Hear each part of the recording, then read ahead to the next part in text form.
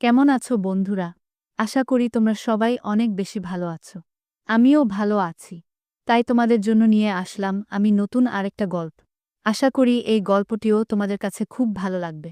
তাই তোমাদের কাছে একটি অনুরোধ করব। সেটি হচ্ছে তোমরা যারা আমার গল্প শোনো, তারা আমার চ্যানেলটি সাবস্ক্রাইব করো না। তাই দয়া করে চ্যানেলটি সাবস্ক্রাইব করে পাশে থাকো। তাই আর কথা না বাড়িয়ে চল গল্পটি শুরু করা যাক। বন্ধুরা, আমার নাম খুশি। আমার নাম খুশি হওয়ার পিছনে কিছু কারণ রয়েছে। এর মধ্যে মূল কারণ হচ্ছে আমি সবসময় হাসি খুশি থাকি। আমাকে দেখলে সবার মন এমনি এমনি ভালো হয়ে যায়।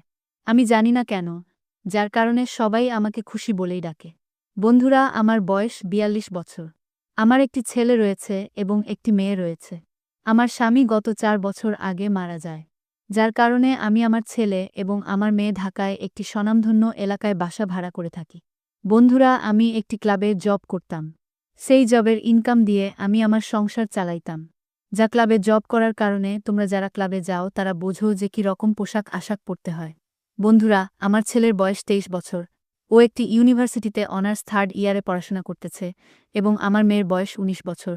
ও বর্তমানে একটি কলেজে ইন্টার 1st ইয়ারে পড়াশোনা করতেছে। বন্ধুরা, আমার ছেলে দেখতে ছিল খুবই হ্যান্ডসাম। যেরকম উঁচা সেরকম লম্বা, সেরকম তার গায়ে কালা, সেরকম তার চেহারা অর্থাৎ মুখ ভর্তি তালির চাপারি, এক কথায় খুবই সুন্দর। যে কোনো মেয়ে আমার ছেলেকে একবার দেখলে বলে যাবে, পছন্দ করবে। এবং আমার মেয়ে ছিল থুপুয়ে ফর্সা, খুবই সুন্দর। স্পেশালি আমার মেয়ের হাসি খুবই সুন্দর। যে কোনো ছেলে আমার মেয়েকে প্রথম দেখায় প্রেমে হাবুডুবু খায়।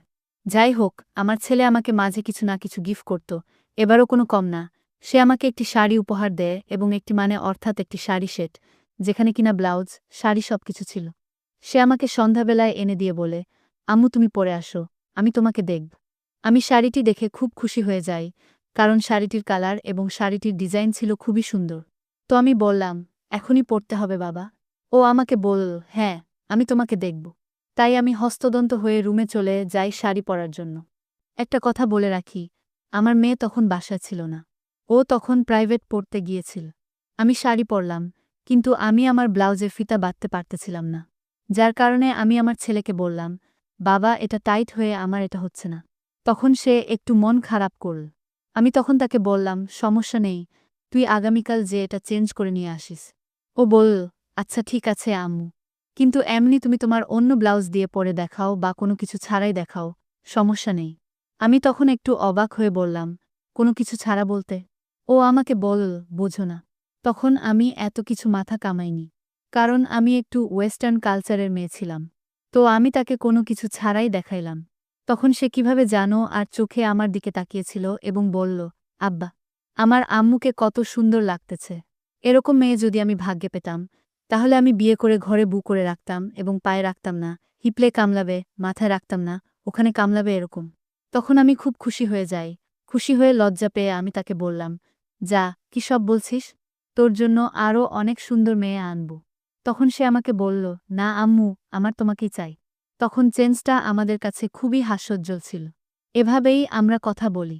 তখন একটু পরেই আমার মেয়ে চলে আসে। তখন আমরা একসাথে রাতের খাবার খাই। আমাদের বাসায় রুম ছিল ৩টা।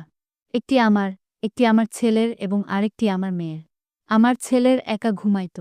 যার কারণে একদিন রাতেবেলা, সেদিন রাতে আমি তার রুমে দরজা লাগানো পেয়ে আমি তার রুমের দরজার সামনে দিয়ে যাচ্ছিলাম কোনো একটা কাজের জন্য।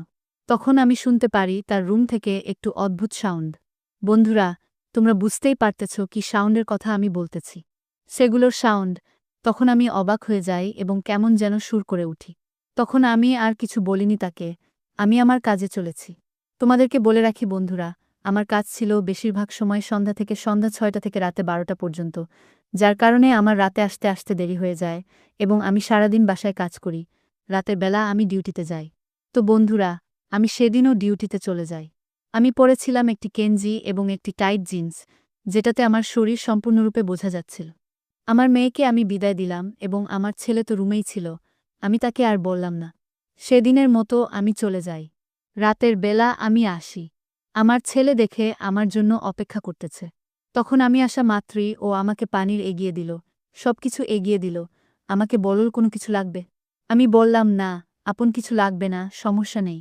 তখন সে আমার পাশে বসেছিল, বলল, আজকে আমি তোমার সাথেই ঘুমাবো। আমি অবাক হয়ে বললাম, কেন? প্রোগ্রামে কি হয়েছে? আমাকে বলতেছে না। আমি আজকে আমার আম্মুর সাথেই ঘুমাবা। আমি তখন মাথায় তেমন কোনো কিছু ঘুরে নেমবেলা আছে। ঠিক আছে, সমস্যা নেই, ঘুমাইস। তখন বলে আমি গোসলে চলে যাই। আমার গোসলখানার দরজায় ও একটি ফটো করে রেখেছিল। সেটা আমি জানতাম না, আমি দেখিওনি, কিন্তু বাইরে কেউ দাঁড়িয়ে আছে এটা আমি অনুভব করতে পারি। আমি তখন বুঝেছি এটি আমার ছেলে।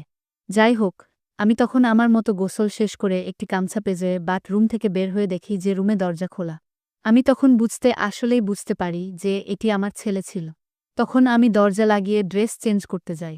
তো পরের দিন সকালবেলা ঘুম থেকে ওঠার পর আমার ছেলে আমাকে ভিডিও দেখায়। ভিডিওটি ছিল এরকম: গতকালকে রাতে আমি যখন গোসল থেকে বের হয়ে চেঞ্জ করতেছিলাম তখনকার ভিডিও। আমি দেখে খুবই অবাক এবং খুবই রাগ হয় আমার। আমি তখন তাকে বললাম, তুই এগুলো কি করছি? কি করেছিস? এখন ডিলিট কর বলছি। সে আমাকে বলল, আম্মু, তুমি বুঝতে পারতেছ না আমি কি চাই? তখন সে আমাকে একটু জোরাজোরি করে। আমিও নিজেকে আর কন্ট্রোল রাখতে পারিনি, কেননা বন্ধুরা, তোমরা বুঝতেই পারতেছ আমার স্বামী নেই। আর সে আমাকে বলল, তুমি ক্লাবে যাও। তুমি কি ভেবেছ আমি বুঝি না? তখন আমি বললাম, খুব খুব কষ্ট পেলাম। আমি কষ্ট পেয়ে বললাম, তুই কি বলতে চাচ্ছিস? আমি তখন ছেলে আমাকে বলল, তুমি ক্লাবে যে ওয়েতে এগুলো হয় তা আমাকে একবার দিলে তোমার কি হয়? তখন আমি বললাম, তুই আমার ছেলে, আমি তোর মা, এগুলোর মধ্যে এটা কখনোই সম্ভব না। ও আমাকে বলল, যদি তুমি না করো তাহলে আমি এসব কথা আমার ছোট বোনকে বলে দেব, অর্থাৎ আমার ছোট মেয়েকে বলে দেবে। তখন আমি খুব কষ্ট পেয়ে বললাম, তুই ওকে দয়া করে কিছুই বলিস না। ও স্টম জানতে পারলে খুব কষ্ট পাবে এবং লোক জানাজানি হলে ওর ভালো কোথাও বিয়ে হবে না। তখন ও আমাকে বলল, তাহলে তুমি আমার সাথেই আসো। তখন আমি এক প্রকার বাধ্য হয়েই যাই। তখন ও আমাকে বলতেছে ওই সময় করার সময় যে এখন যদি ওর ছোট বোন থাকতো সাথেই তাহলে খুব ভালো হতো। তখন আমি তাকে বললাম যে আমার সাথে যা করছিস কর, কিন্তু আমার মেয়ের জীবনটা নষ্ট করিস না। ওকে আমি ভালো জায়গায় বিয়ে দেব, ওর একটা সুন্দর সংসার হবে। তখন ও আমাকে বলতেছে, এখন ও যদি চায় তাহলে আমি কি করব বলো? ওর বলতেছে, ও যদি চাই তাহলে তখনকার বিষয়টা আল্লাহ ভিন্ন, কিন্তু তুই নিজে থেকে কিছু করিস না। এবং জানি না কিভাবে দরজা খোলা ছিল, দিয়েছিল।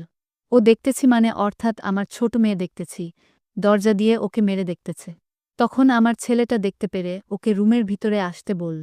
দেখতেছে ও ওর হাতের হাত দিয়ে কি যেন করতেছিল। তখন আমার ছেলে বলল, ওকে তুই গিয়ে যাস।